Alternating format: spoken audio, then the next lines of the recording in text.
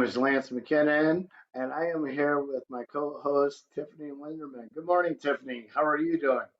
Hey, good morning, Lance. I'm doing well. How are you doing? I am absolutely wonderful. I am enjoying my Fifth Acres coffee from Good Brothers Cafe in Midtown Harrisburg, Pennsylvania. So I gotta give a shout out to Good Brothers Cafe, getting ready to open up their second location. So, when I have my coffee, I'm ready to go. Um, so is it just you and I today, or do we have a special guest? Well, that is a great question, and I'm so happy to hear about the coffee. We love coffee. It's pumping through our veins. But I am super excited because we have a amazing video storyteller with us today, and her name is Tamika Bickham. How are you doing? Hey, I'm doing good. So nice to meet you guys and be here with you on this Saturday morning. Good morning. Thank you very much for taking your time out of your extremely busy schedule to be on Saturday morning coffee. I know that I'm truly excited to hear your story. I've never come across anybody who has a title of storyteller, and I am looking forward to learning and for all of our listeners and followers to take away whatever you have to offer us. And so I'm excited, but thank you for being here. All the way from the south in Florida, where it's nice and warm.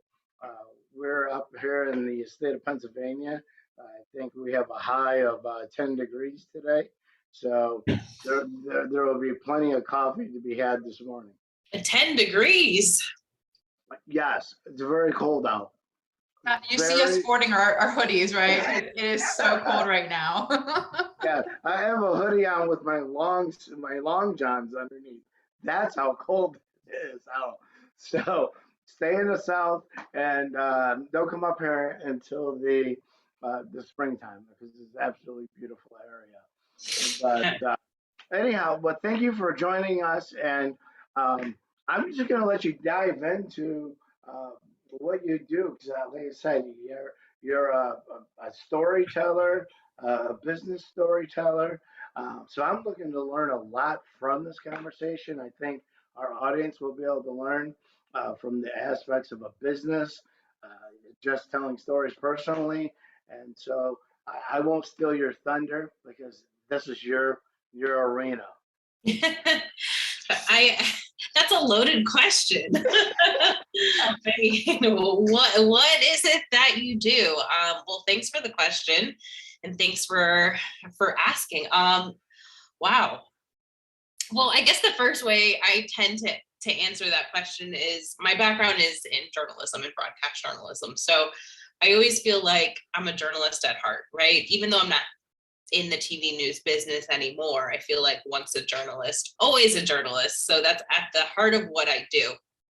And whether you're telling stories that are local news stories that you might see on your local news TV station or in the paper, or for a business in a more promotional or marketing type of aspect, which is what I do now, at the end of the day, stories connect us. All of us have a story. All of our stories are important. Some of us relate to stories. That's how we build rapport with each other. And ultimately, that's how we can build our businesses as well, through that connection that stories provide. So that's essentially what I do. It's funny because I never really thought of it. I know you guys mentioned earlier offline as far as storyteller, like that's unique. Haven't heard that before. And I don't know if I necessarily think of it that way because we're all storytellers. Like that's what we do every single day is tell multiple stories. Now, of course, there's an art and a craft to it and how to attract your audience and connect with them. And, depending on the format or platform you're using to tell your story, there's definitely different ways to position it. But yeah, I mean, that's essentially what I do to help businesses grow, or especially a lot of visual storytelling, specifically on video, that helps businesses tell their story through video to do a variety of things. It could be fundraise, it could be win grants. It could be to educate or build brand awareness online and so on. So that's really my jam. I just feel like, I'm like, when people say, oh, I don't know how to tell my story, I actually just got off a call with a potential client about an hour ago. And they're like, I need you, or starting this new business, and I need you to help us tell our story, because every time somebody asks me this question about what do you do or what are you about to do, I don't know how to describe it. And I think a lot of people have that problem, right? I don't think that they're alone in that. And that's why you are so important to making that difference and helping people share their story. Sorry, Lance. Yeah, because we all have a story, and I'm in the mix of starting to write my first book. And I'm at the ask. Okay, storyteller. Okay. and so, but I guess I'm a little bit of old school, because I have gone back to, I'm tape recording myself, because I'm all over the place. Because you just can't remember it verbatim, like this happened, that happened. Mm-hmm. But I've been finding myself where I'm just leaving the tape recorder running as I tell the story as I remember it. And so somebody's going to have to put all this together. I feel sorry for that person who's going to have to put it all together. But it's tough. It's difficult, because most people will look back, and I think about some of our podcasts, a guest on here, they jump on here and they know they're, from A to Z. This is who I am. This is what I'm doing. But I think there's a lot of people out there who have great stories to tell. They just don't know where to start. Exactly. And so, from a business perspective, what would you say to somebody who's starting a business and saying, hey, okay, what is it that you want to accomplish? Mm-hmm. Well, something that just stood out about what you said is that a lot of people come on here and they know exactly, hey, what it is that they do from A to Z. But are you just talking products and services? Are you just giving me the resume or, the perfectly crafted bio? Because you can tell a lot about who you are, what you believe in, your values, what you do, without telling me any of that. You could tell me a lot about who you are by just sharing one story. So I think that is really what's important, and figuring out, hey, what is it that thing that is unique about you, that's different, that shows character, that displays your values, that shows what you stand for, that will appeal to your ideal audience or customer as well. What would they relate to? What do they, would help you build rapport with them? And it's really kind of identifying those stories. And oftentimes it's the things that you wouldn't necessarily expect, right? And I think it's those times when we're most open, authentic, vulnerable, mm-hmm. when we tell stories. But I mean, that's the thing I think that is difficult for all of us, right? Because vulnerability, if you just think about any kind of personal, intimate, romantic, even friendship type of relationship, intimacy, vulnerability, all of that takes time to open up. So when you talk about doing it, for a business that's let's say it's yours, right? And it's your baby. It's hard to do that because you want everything to be perfect.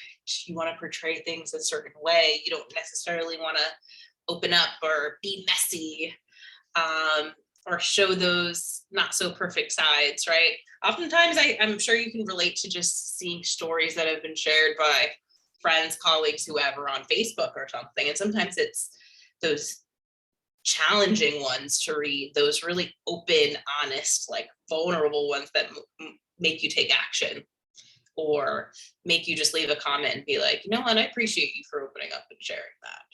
Mm-hmm. Yeah, and that's great. And you mentioned that, somebody giving. Are there times, and I've read a lot of things, but there are times when I guess I relate this back to being a farmer. Is like, sometimes we shouldn't give people the whole cow. sometimes we give them too much of the story, which will lose, what the content of it is, because people's mind spans run between, I know mine is, Tiffany will agree, between 15 to 20 seconds, Tiff, then you'll lose my attention. But no. I just lost you there in that whole bit. You just lost me there, yeah. So, but there are times when I feel like you shouldn't give the whole story. You should give them some breadcrumbs to intrigue them to dig a little bit further, to find out a little bit more about themselves. But if you give them what I say is the whole cow, right off the bat, then what is there for them to research? Why do they want to go out and find out more about it if you just gave it everything to them? Can I just say, it was so interesting that you just said about being a farmer. Were you a farmer? Yes, I'm originally from upstate New York. So I've spent my time baling hay, milking cows, and we did some goats and herding. Cool. We've done the cabbage, take two, leave one. I've done all that fun stuff, from tying grapes to pulling brush. Yes, so I kind of went back there. It's just, I don't know. It's a weird moment for me because that call I just told you about, I had earlier today with a potential client. They're starting a new farm, like a regenerative ranch. Like, I'm from Central Jersey, the city though, right? Live in Miami. I don't think I've ever set foot on a farm. Like, okay, that might be a lot, but it's been a long time. So 2 conversations with farmers today is just blowing my mind here. It's a coincidence, but yeah, I can run a trout line, and I can also run a boardroom. So I kind of guess I have the best of both worlds. Don't know what that means, but a trout line is fishing. A boardroom is I can hold everybody's attention in a boardroom. Oh, okay. Because I did work in. Apparently, I thought that was code for something in fire.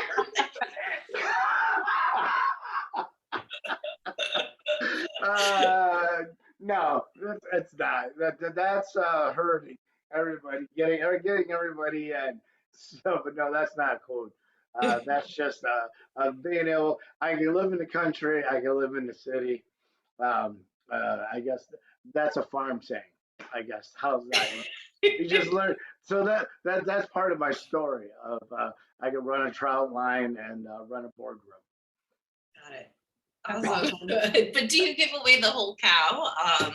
I think that's, to go back to your original question, I think it depends. It depends on the circumstance. It depends on the platform in which you're sharing that story, what you want your audience to do, what type of action you want them to take. And that, I think, can help you determine how much or how little you share. Can I just ask, I love hearing you say that. It makes me think a little bit. I think storytelling, we're talking a little bit about businesses and, I'm going to say startups. I know it's not always startups. It's, getting your audience and maybe your customers. But as you're talking, it makes me think about roles in leadership as well. When you talk about giving that, the whole cow, since we're using that as a reference, thank you, Lance. One of the things that I've learned over time that there's a huge benefit to, how you tailor your story as well. And I think I'm going to learn a lot from you, Tamika, as we talk about this. But there's certain conversations where you give a high level, overview of things, but there's certain people in that connection and that vulnerability, as you talk about, you really need to be able to know who you can trust and open up the door to give them those details, so that you can build that relationship, that trust, because as you look to grow as teams or the things that you're trying to achieve, you need to be able to have that vulnerability and share more of that cow than maybe is comfortable sometimes. And so you need to know when you need to play play that full out. So it's really interesting to hear you share that. And one thing that I really do want to learn, and just going back to like when I first started in my job that I'm still doing today, I worked with somebody who's a good friend of mine, one of the best storytellers I've ever known. He could share a story. I could be a part of that story. You asked me to share that story, I would have literally given you every detail to bore you to death. You would have been sleeping over in the corner. He would share that story and everyone would be like, oh my gosh, like that happened. And I think he made some tweaks, like he took some liberties to tweak the story. But it was so engaging. And, I'd love to learn one day, and hopefully you'll share some information on how we can learn and connect with you to be able to tailor our stories that we want to share with the world. So I'm excited, truly. I love that. And honestly, like how you just described your friend who can tell a story in such an engaging way, it truly is a skill. Like I love that, and I appreciate that in people, and because I wouldn't necessarily say I'm the best at that in every scenario. I think what I'm good at is hearing from others and being able to connect dots that they don't necessarily see in themselves, and help them craft their own story around what's interesting to those on the outside or to those that they might want to appeal to. So I like to listen for those little things that somebody else might not think about or see in themselves. So so there's no detail too small. Right. That is one thing that I have learned. And, as even being here on a podcast, there's no detail too small. How we evolve, how we tell a story of our lives, and to get our guests to tell their stories. Sometimes it's easier for them to tell it off camera versus as soon as you say go, they freeze. So how do you get, say, a new business owner who's opening a farm, starting a farm, who's never really been in front of a camera, to say, this is your story. Do you have the who, what, why, um, and then you start at 30,000 feet and you try to land the plane with them. Yep. I think that for me, what really comes in is my background and experience as a journalist, because it's all in the questions that I ask and how I craft those questions. Because it depends on the person. Some people know, hey, exactly that message that they want to deliver. But I think when you don't, what's most helpful is having somebody else to pull the information out. And that's what I do, is just ask questions and then kind of, like you said, kind of start bigger picture and then get into the details and then ask it in another way. Like, what do you mean by this? And how did this part make you feel? And like, don't forget to pull out the emotion of it too, right? Like a lot of times we tell stories in a very factual way. And you make that part of your messaging, whether that's like a personal brand story, a business brand story, but not forgetting like, hey, the feeling behind it, the why, the how did that make you feel in that moment? How did it make you feel when you overcame XYZ? How did it make the people on the other end feel? Like just those kind of things, and making sure that I pull up the emotion, because I think that's a lot of times, like if we're doing it for ourselves, what we miss. At the end of the day, people don't connect with statistics, facts, and figures, but they do with emotion. And that's, I think, one of the most important things, at least when you're leading off and kicking off a story, to capture attention, is to have to lead with that emotion. Do you find that it's very important that you know your audience when telling a story? Always. Yes, because I've been in many situations where somebody's telling a story that is absolutely, probably phenomenal, but it's well out of my wheelhouse. Right. And you're just like, what do I do? I understand that you're very passionate about this, but you know, delivering it to somebody is, a whole nother concept. So I think it's very important that you know your audience, and I always think like enthusiasm in it, and people have to feel the power coming from you, your excitement coming from the inside of you. Because if you are flatline telling something, people are going to not feel the emotion. So, is there a reason why we should have a lot of emotion, even just in our podcast? That we should have a lot of emotion when we're doing it, as well as business owners. But you don't want to come off. But you don't want to come off too strong. But yeah, just right. I'm putting you on the spot. You just sound like some of my clients. It's so funny to me. Like, but I don't want to seem like too much. You know what I always say? It's so much easier to rein it in and pull it back than it is to go bigger, to do more. So I would always say, do more than what you feel comfortable with, or do more than what you think might be quote unquote acceptable, or, along those lines. And then if you feel like, if your feedback you're getting from the audience, or, what you feel yourself is too much, then you can always pull it back. I think it's easier to do that if it's too much. Like with the podcast example, specifically, because I do a lot of on-camera trainings as well. Like, you have to remember that if you're doing something like this, it's a video format as well. Like, the camera acts as a filter. So it filters out some of that energy. Like, if you were saying the same thing on camera as you were in person, it's not going to land the same way. So doing it bigger and more than you are comfortable with actually lands better in this kind of format. And hey, you watch it back, because I know you don't like to do that when you watch it back. I think Tiffany watches it back, probably more so than I do. You have to admit, because Tiffany is she doesn't want to admit it, but she has that reporter mentality.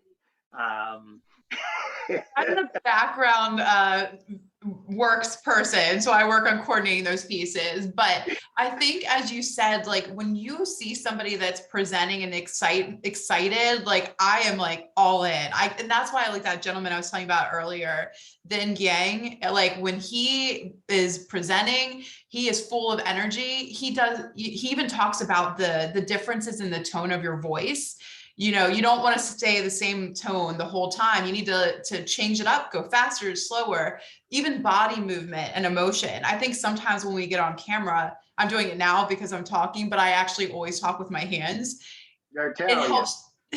I'm doing it right now, right, Lance? It helps to really engage, because you're showing emotion, right? That's what you talked about, is the emotion that we're bringing to the story. So I love it. I'm very curious about what got you into this arena. Did you always know as a little girl that you were like, I want to grow up, I want to be a journalist, and I want to motivate the world through storytelling? What was it that brought you here? Oh, another loaded question. But as a little girl, I wanted to be a detective. And it's definitely related, because I liked uncovering things. I liked investigating things. Like, I was writing little books as a young kid on like investigative stories, and I loved, like, not Nancy Drew, but I was like, let's watch some 2020, some Dateline. Like, that stuff scared me. I watch it now, yeah. But I always loved that long form type of storytelling that really took you on a journey to figure out what happened at the end. So I thought being a detective, a crime solver in that way would lead me there. And then I realized that, hey, I'd have to start like by doing the things like patrol on the street. And I was like, I'm not good up for that. But where else can I tell stories and that I think impact people? And that was through journalism, because I've always loved writing. So that seemed like a naturally good fit. But ultimately, when I was in the business for 4 to 5 years, I started in Montgomery, Alabama, small town, and then moved back to Miami, Florida, where I went to college. And worked for the ABC affiliate here, which was certainly a great experience, a big market, great opportunity. But what happens is, yes, I'm telling stories, but I'm doing like 3 stories a day, and they're mainly on crime and breaking news over and over. And that becomes, and it's funny because it probably would have been like a lot of what I would have seen had I been a detective in a market like that as well. And it starts to wear on you. Reporting on always the negative. I mean, I will always believe that journalists have a very important and valuable role, but the business is just changing so rapidly, and you're just chasing that 24-hour news cycle, trying to beat the competition. And it's not about putting quality stories out there. It's just about getting it on first. And I just didn't like that. I wanted to take time, and like I can now with my clients, and sit down for a few days and do interviews and really understand, on a deeper level, and write and edit and craft that whole story over sometimes weeks of time, which is so much more rewarding.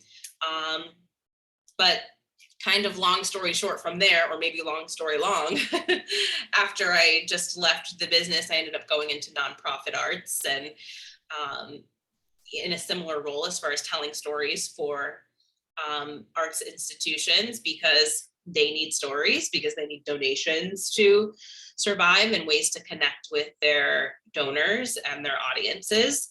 So that was a naturally good fit. And after a couple of different roles, I ended up getting laid off in 2018. So for my full-time position. Now, I had started side hustling about 2 years before. But you always gotta have a side hustle. Always gotta have a side hustle. Always gotta have a side hustle. And I was actually producing some video content for clients on the side. And it was in no way any intention of mine to pivot my side hustle into a full-time until I was forced with the decision to have to, because I was out of job. And start of the 4th year now in full-time business, full-time entrepreneurship, I have grown a full-fledged video and content marketing agency where we tell stories for a variety of businesses through video and other written content. So that's kind of the long story.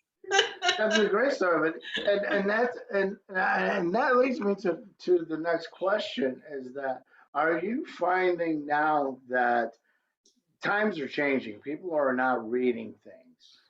We've gone to computerized. Everything's computerized. I found, when you pop up somebody's website, and they give you 3 or 4 pages to read. Again, you lose that attention span. Nobody wants to read that.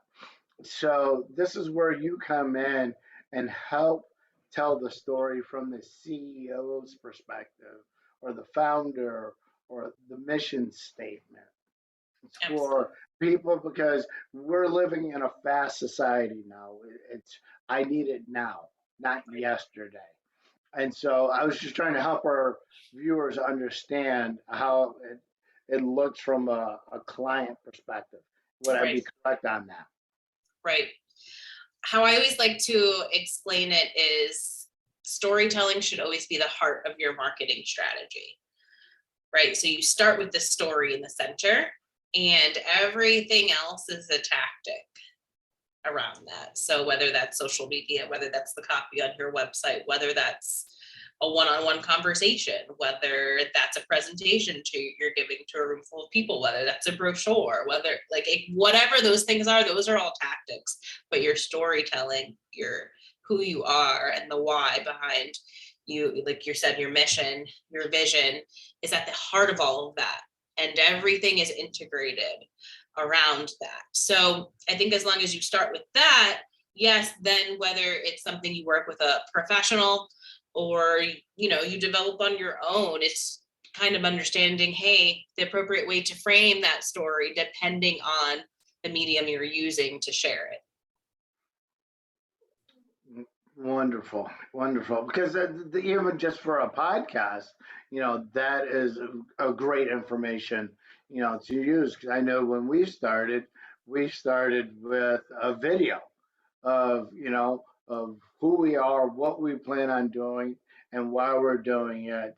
And it's going to be unfiltered. And it's going to be people across America doing all walks of things, instead of giving, and we really chopped it down. I think we originally had it like 2 pages long of information that we were going to read, you know. But there's a difference between reading and letting it be a natural. And so we actually flipped the paper over and we just spoke from our hearts, because I think when you speak from your heart, you are more genuine versus something that's being read. Yep, Right? exactly. So you know what you're doing. Hey, you're the author here. You know exactly. You're telling me I know what I'm doing? Oh, wow, Tiffany, she's telling me I know what I'm doing. Dropping gems. I heard it. You got it on recording. You're all set. So that's awesome. I will say, my head's getting bigger. I don't know. That's awesome. Well, I will say so when we started, as Lance shared that story, I was kind of like, we need to like formulate the idea, the plan, sort of the why, like behind all of this, and just to kind of get scripted. And so I'm sort of taking the onus on being the person that wanted the script initially. And I think that there does need to be some sort of a formulation, like when you tell that story, once again, because otherwise we can go in circles and all over the place. But at the end of the day, I totally appreciated when Lance was like, Lance was, and he got me there. I was kind of like, okay, you're right. I think we just need to like go with it. As nervous as we are, I was really nervous. I think Lance, you were nervous, but I feel like I was, I don't know. You may have been as nervous as me. I don't really know. You held it together though. Tiffany, we're recording. I don't get nervous. Don't give up the secrets. Don't give up the secrets. Okay. Well, anyways, it was all good. We flipped over that paper, like Lance said, we recorded it and we're like, okay, we're good. We're using this. And it just from there, I think that we actually started to build out what that story is from those things. Lance was like, hey, we're going to make this unfiltered. So as we continue to progress from here, it's at the end of the day, we want people to share their stories and authentically share their stories. And so those little things that, Lance pulled in, or then I pulled in, those started to build out our story. Or we didn't know our full story at the beginning. And so as we've been going, we started to really realize what it is. And so it's been awesome as it's been coming together. So this is not about us, but you're helping us, Tamika, to share our story. Tell me, what is your story? It's like, yeah, so no, because, honestly, like I had talked about earlier, it's like when you go out for a cup of coffee and you meet a stranger, it's not scripted. It's a story that is between one or two individuals, or however it may be, but it's unscripted. But you can feel the passion, and you walk away with something. Hence Saturday morning coffee. To me at the Penn Diner, it was never scripted. It was just, you never know what you were going to get, but you were always going to get something. And so that's, one of the most important things is like, I believe, and you can correct me, is when you tell a story, be genuine, be truthful, be honest, and repeat it over and over again. And people will believe it. So it's like this podcast is representative of that, running into a stranger for Saturday morning coffee and just having that authentic interaction. Correct. Wonderful. And I think the thing that came to my mind as I was hearing you describe it is I feel like it's also representative maybe of the relationship between the two of you and how you met. Oh, really? Right? Because I never looked at it that way. Yeah, I never looked at it that way. Because as you were telling me earlier about the fact that you are next door neighbors and this kind of chance meeting with that, and selling the house to him, basically, I feel like, what was that conversation like when you both two met? Oh, I'll tell you. I mean, I'll let Lance share the story then too. But Don't blow me up now. Don't blow me. Tamika, come on now. am I allowed to? Am I'm I getting allowed to blown talk up on this here. podcast? I mean, am I supposed to be here? Okay. No, I was just gonna say. So I was going to say that, like, when Lance came over that day, and actually his wife came out on the deck, it was nice. Like, we were talking to Lance for a bit. I'm not going into the conversation, but it was a good conversation. You were talking like, "Hey, are you guys into sports? There's only one sports team, OH." IO. Okay, thank you. But anyways, so when we left that day, me and my husband and my daughter, we were driving away, and I was like, oh my gosh, we were actually not about to buy the house because of just some things. And I was like, we have to live here. We have to live here. I was like, being able to be with people that are open and, cordial, nice. And places I've lived before, we didn't have that opportunity. My neighbors, apartments I've lived in, nobody ever talked to you. I didn't know any of my neighbors. I've told Lance and his wife about this. And so that experience and being able to foster a community, which I know they do, and you heard about earlier, was like, I want that. I want that for us. I want that for our family, our daughter, when she grows up, to have that community. And so, Lance, it was all good, right? It was all good. It was all good. So, Yeah, because we did bring back the old school community of the neighborhood, getting together and doing potlucks and just hanging out and being schoolboys and talking smack and storytelling. Um, And what's really cool is like a casual encounter turned into years of friendship and living next door to each other and building community. That's what can happen during your Saturday morning coffee.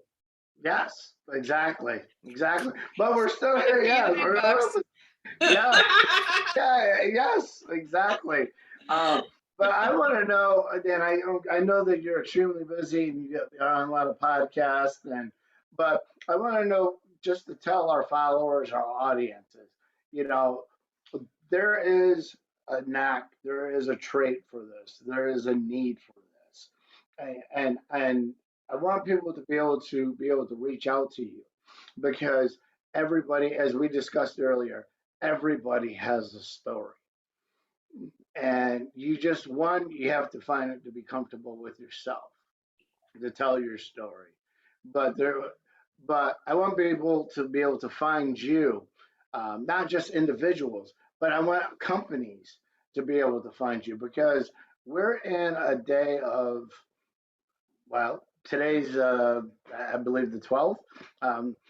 Tomorrow we have to hit that reset button and live it with loose hands, because we don't know what the tomorrow brings. But so you're able to do the new normal. So I want everybody that are business owners, who are thinking about starting a business, who are sitting there scratching their heads like, I can tell a story. I have a story. How do I get a hold of Tamika? Yeah, no, thanks so much for that question. Well, one, you could find my website, which is TB, my initials, Tamika Bickham, tbmediagroup.com. I'm also all the social places, most active actually on LinkedIn, where you can find that under my name, Tamika Bickham, also my company, TB Media Group. And for fun, I play on Instagram. So if you want to see the behind the scenes of my life and fun things I do, as well as some work, I am there at Tamika Bickham TV. Yeah, and I also want to give a shout out to, I cannot mention the company's name, but he's a really good friend of mine, and I know that you are working with him personally. He is a game changer in the industry. That's something that's going to be major throughout the world. I know that you're working with him personally, and so it is real. It is true. What Tamika is talking about and what she's doing is absolutely phenomenal, because I know firsthand, I've seen it firsthand, and I know the company and the individual, this particular company that you're working with. And I'm excited to see how this company grows. And I hope they give you a lot of accolades in their growth process. I'll make sure I call them and say, hey, you know how you got here. Oh, thank you for that. Much appreciated. And thanks for the kind words. But Tiffany, I just want to say, Tamika, thank you for taking your time. I know, folks, again, it's a different conversation, but Tamika's out there making a difference in the world, personally, and business wise. And I really hope this conversation opened up your eyes, to your own personal story, to maybe motivate you to do something. And don't wait for the right time, because the right time will never come. Step out on faith. And if you step out on faith and you contact somebody like Tamika, she can take what you have and turn it into gold. Thank you for that. And just because you're so good, Faith is actually my middle name. I knew that because I did my homework, Tiffany. Step out on Faith. but continue to make a difference in the world, and I'm excited to see how far you grow, and all the companies that you help, and just thank you, because there's so many people like yourself, that are making a difference, to the average person, to not the LA people, because they got their own little thing, but you're real, you're authentic, and you're very genuine, and you're fabulous at what you do. And keep doing what you're doing, and thank you, and cheers. Tiffany, I don't know if you have anything closing. I'll leave it with, we appreciate you, Tamika. Thank you so much for sharing your story and helping us with ours. You have a great day. Thank you for having me. Thank you. Yeah.